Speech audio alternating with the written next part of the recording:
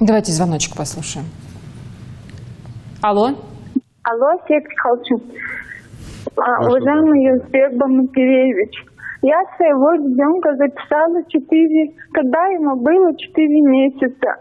3 года. В 2014 году электронная очередь, детский сад. У меня декретный отпуск закончился. Я не могу на работу выйти, потому что они не определили моего ребенка в садик. Он у меня стоял под чистым очередью. И перекинули в 12-ю очередь. Он должен был зачислен 1 сентября в садик. Пожалуйста, предпримите какие-нибудь меры. Вот как. Угу.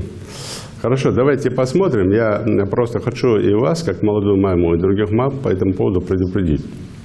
Есть электронная очередь. Мы конкретно по вашему вопросу задачу поставим, но есть электронная очередь, и эта электронная очередь без нашего вмешательства, я довольно серьезно этим тоже был удивлен, когда я приглашал и говорил, почему человек стоит в этом году там 5-м там, или 10-м, в следующем году, когда время подходит, он находится там уже там 20-м или 30-м.